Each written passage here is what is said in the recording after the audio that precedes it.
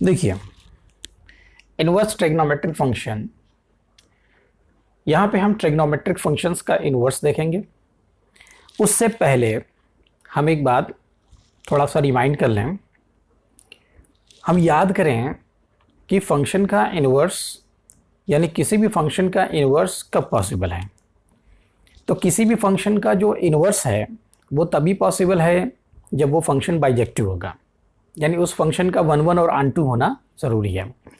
अगर वो फंक्शन 1 1 है, आन 2 है, तभी उसका इनवर्स पॉसिबल है। अब यहाँ पे हम साइन फंक्शन पहले देखेंगे। ये जो साइन फंक्शन है, तो साइन फंक्शन ये होता है R2 - 1 to 1, ठीक है। ये उसका डोमेन होता है और ये कोडोमेन है, और ये कोडोमेन ही उसका रेंज है। क्योंकि साइन फंक्शन का जो रेंज है, यहाँ पे ये ग्राफ आप देख रहे हैं, ये साइन फंक्शन का ग्राफ है। हमने इसको -π to 2π तक ड्रॉ किया है। ये ग्राफ इनफाइनाइट ग्राफ होता है, लेकिन हमने इसको सिर्फ -π से लेकर के 2π तक ड्रॉ किया। अब यहाँ पे हम ग्राफ में देख रहे हैं कि ग्राफ पे इसकी जो वैल्यू है, साइन फंक्शन की वैल्यू 1 से ग्रेटर नहीं होती, -1 से स्मॉलर नहीं होती। तो 1 से लेकर के -1 के बीच में इसकी वैल्यू होती है। तो इसका जो रेंज होता है वो -1 to 1 होता है, और कोडोमेन की जगह पे भी हमने -1 to 1 लिया हुआ है। तो हम कह सकते हैं कि इस वक्त ये फंक्शन हमारा जो है ऑन टू है, ठीक है। अब हम चेक करेंगे कि क्या ये फंक्शन 1 1 है। तो अगर किसी भी फंक्शन का ग्राफ दिया हो और हमें 1 1 चेक करना हो, तो हम यहाँ पे एक लाइन ड्रॉ करें। इस तरह से हमने ये लाइन ड्रॉ किया। अब इस लाइन को ड्रॉ करने के बाद हम क्या देखेंगे कि यहाँ पर एक पॉइंट है। ये पॉइंट एक्स एक्सिस पे कोई पॉइंट ले रहा है, इसको हमने कहा कि ये x1 है। ये इंटरसेक्शन पॉइंट है। एक्स एक्सिस पे इसका पॉइंट हमने कहा कि ये x2 है। यहाँ पे एक इंटरसेक्शन पॉइंट है। यहाँ पे हमने कहा कि ये पॉइंट एक्स एक्सिस पे x3 है। यहाँ पे इंटरसेक्शन पॉइंट है। इस पॉइंट को हमने एक्स एक्सिस पे कहा कि ये x4 है। अब हम यहाँ पे देखें कि x1 पे जो वैल्यू है वो यहाँ पे है, ठीक है। ग्राफ से हमको x1 पे जो वैल्यू मिलेगी वो यहाँ पे मिलेगी। इसको हमने कहा कि ये y वैल्यू है। तो f ऑफ x1, अगर फंक्शन f है तो f ऑफ x1 की वैल्यू y है, x2 f ऑफ x2 की वैल्यू y है, x3 f ऑफ x3 की वैल्यू y है, x4 f ऑफ x4 की वैल्यू y है।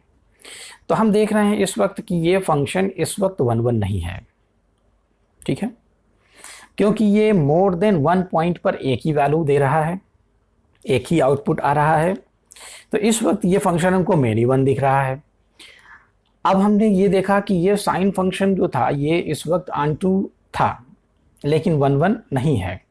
अगर ये 1 1 नहीं है तो इसका मतलब ये हुआ कि ये फंक्शन बाइजेक्टिव नहीं है। अगर ये फंक्शन बाइजेक्टिव नहीं है तो अब ये इनवर्टिबल नहीं होगा, इसका मतलब इसका इनवर्स पॉसिबल नहीं है। लेकिन हम ये देख रहे हैं कि इनवर्स ट्रिग्नोमेट्रिक फंक्शन, यानी फंक्शन जो ट्रिग्नोमेट्रिक फंक्शन है उसका इनवर्स हमें, उसके इनवर्स को हमें स्टडी करना है। तो हम ये देखेंगे कि इसका इनवर्स कैसे बन सकता है। तो सबसे पहले फंक्शन को हम उस क्राइटेरिया में ले आएं जिसमें ये इन्वर्टिबल हो सकता है, यानी हम इसे 1 1 बनाएं और इसे ऑन टू बनाएं। तो इस कंडीशन में हम क्या करेंगे कि फंक्शन को हमने इस तरीके से लिखा। फंक्शन को मैं यहाँ से मिटा रहा हूँ और यहाँ पे ये जो -π/2 है इस -π/2 पे ले आ रहा हूँ, और इस π/2 तक फंक्शन को यानी इसके ग्राफ को मैं ले जा रहा हूँ। बाकी मैंने पूरा ग्राफ यहाँ से मिटा दिया। इस वक्त अगर हम यहाँ पे देखें तो ये फंक्शन -1 से 1 के बीच में है, यानी इसका जो रेंज है वो -1 से 1 के बीच में है। अब अगर हम देखें कि इस फंक्शन का जो इनपुट है वो इनपुट -π/2 से π/2 के बीच में होगा। इस वक्त जो ग्राफ हमको दिख रहा है, यानी हम फंक्शन को ऐसे रखें कि साइन -π/2 to π/2 डोमेन हमने -π/2 से π/2 तक लिया और रेंज यानी कि कोडोमेन -1 to 1 लिया। तो इस वक्त क्या ये फंक्शन ऑन टू है? तो हम चेक करें इसके किसी भी पॉइंट पे, जैसे इसके पहले जो हमने लाइन ड्रॉ किया था तो वो ग्राफ को मोर देन 1 पॉइंट पे इंटरसेक्ट कर रहा था, यानी कि मोर देन 1 पॉइंट पर एक ही आउटपुट आपको मिलेगा।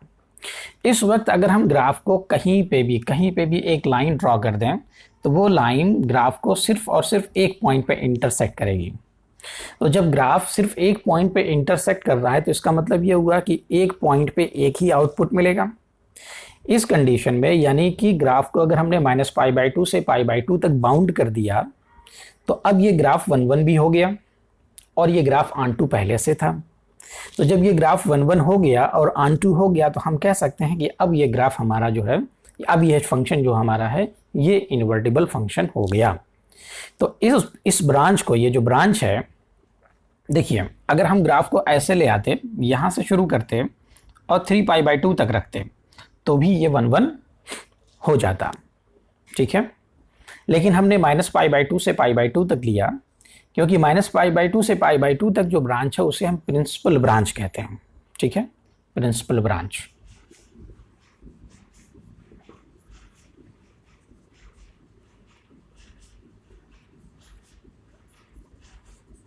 ये प्रिंसिपल ब्रांच है।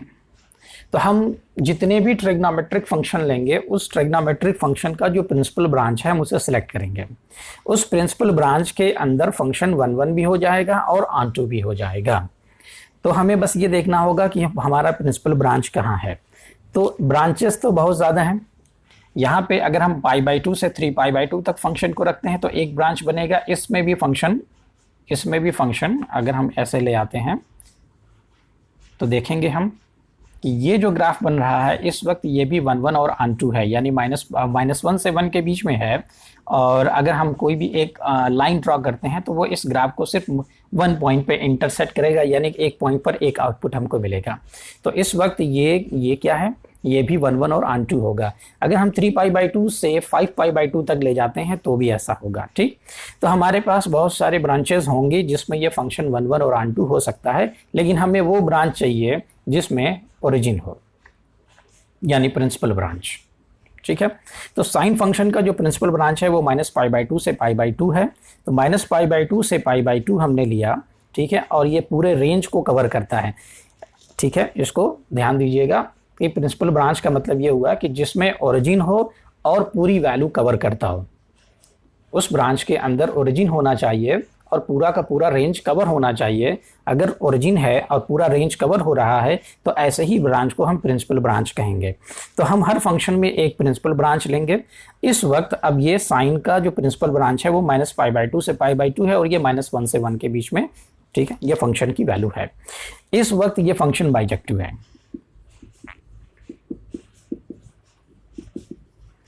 ये फंक्शन बाइजेक्टिव है एंड इन्वर्टिबल भी है, ठीक है। तो ये फंक्शन बाइजेक्टिव भी है और इन्वर्टिबल है। अगर ये बाइजेक्टिव है तो इन्वर्टिबल तो हो ही जाएगा, ओके। अब यहाँ पर ओके 1 मिनट। तो हमने देखा कि ये फंक्शन इस ब्रांच के अंदर बाइजेक्टिव है, इन्वर्टिबल है। अब हमको याद होगा कि फंक्शन की जो प्रॉपर्टी होती है इन्वर्टिबल फंक्शन की, कि फंक्शन का उसके इन्वर्स के साथ जो कंपोजिशन होता है, यानी हमने कहा कि f inverse x is equal to ये x होगा, यानी ये एक आइडेंटिटी फंक्शन की तरीके से बिहेव करता है। तो अब यहाँ पे भी जब हम इसका इन्वर्स बनाएंगे, इन्वर्स फंक्शन जब हम इसका लिखेंगे तो